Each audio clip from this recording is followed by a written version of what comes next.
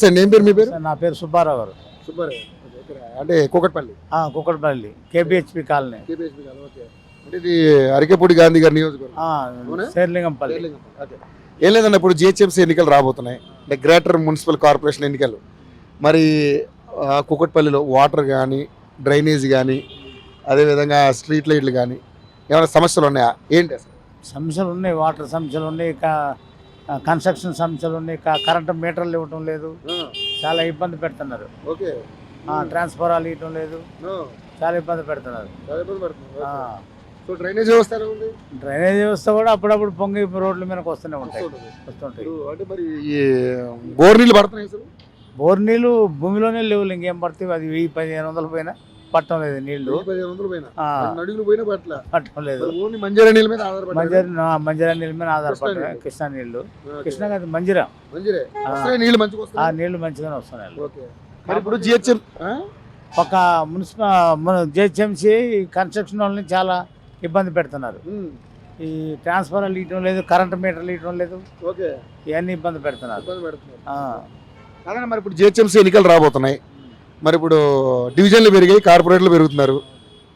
ఎలా ఉండబోతుంది? ఏ పార్టీకి అవకాశం ఉంటుంది? అంటే సిటీకి మేయర్ అయ్యే అవకాశం ఏ పార్టీ? ఈ కాంగ్రెస్ పార్టీకి అంతేం కనపడటం లేదు, అంతా పబ్లిక్ని ఇబ్బంది పెడుతున్నారు. 6 గ్యారెంటీలు వస్తున్నాయి. 6 గ్యారెంటీలు ఏమో కానీ ముందు ప్రతి ఒక్కడికి ఇబ్బందులు జరుగుతుంది. మహిళలకి ఏమో ఫ్రీ బస్ ఇచ్చారు.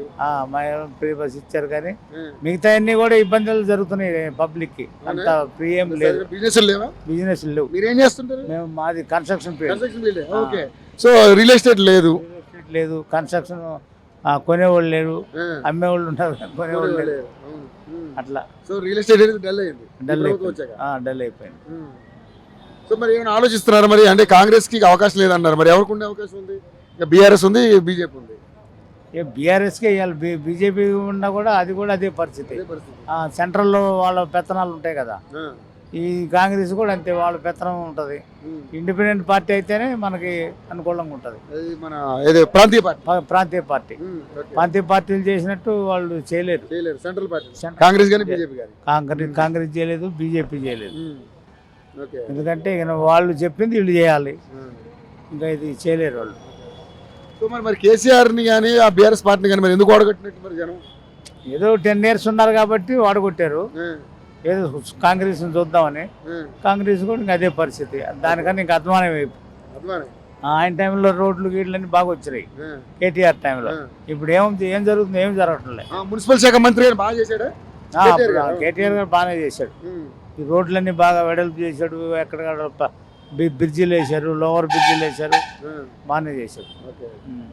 సో ఇప్పుడు మరి కాదే 10 ఏళ్ళు బీఆర్ఎస్కి ఇచ్చారు, ఒక 5 ఏళ్ళు కాంగ్రెస్కి ఇచ్చారు, మరి బీజేపీకి రాదంటే అవకాశం? బీజేపీకి వచ్చినా వాళ్ళు ఏం చేయరు, అంతా వాళ్ళ చేతల్లో ఉంటుంది, పై వాళ్ళ చేతల్లో ఉంటుంది. ఇక్కడ ఏమి సాగనీరు, చేయనీరు వాళ్ళని. ఇక్కడ ఉన్న ఎమ్మెల్యేలు ఎంపీలు చేయాలన్నా వాళ్ళు చేయనీరు. మనకన్నా ఇంకా వెనకబడ్డ ప్రాంతాలు చాలా ఉన్నాయి అక్కడ నార్త్లో. ఇక వాటిని చూపిస్తారు, అరే మీది ఎట్టుంది, ఇక్కడ మాది ఎట్టుందో చూడరు అంటారు. అంటే వాళ్ళు కూడా అదే అంటున్నారు, ఎందుకంటే అక్కడ వస్తున్నాం మేము, ఇక్కడ దక్షిణ తెలంగాణలో కూడా ఒకసారి రావాలని కోరుకుంటున్నారు కానీ పబ్లిక్కి బాగా అర్థమైపోతుంది. అక్కడ డెవలప్ చేయాలంటారు కానీ వాళ్ళు ఇక్కడ ఏం చేయరు. చేయాలన్నా వీళ్ళు మనోళ్ళు చేయాలన్నా వాళ్ళు చేయనీరు. అది పరిస్థితి. అవకాశం ఉంది. మరి బాబా ఇప్పుడు ఎస్ఐఆర్ అని వచ్చింది, ఏ దొంగ ఓట్లు, ఏ ఓట్లు, మరి ఏంటి నువ్వేమనుకుంటున్నావు? అవన్నీ తీసేస్తున్నారు కదా, ఈసారి దొంగ ఓట్లు లేకుండా జరగవచ్చు. మంచిది అది. ఇప్పుడు మనిషికి 2 చోట్ల లేకుండా ఒకే చోట ఉండటం కరెక్టే. సో మొత్తానికైతే నీ అభిప్రాయం అయితే బీఆర్ఎస్ అంటే? అవును. Thank you so much.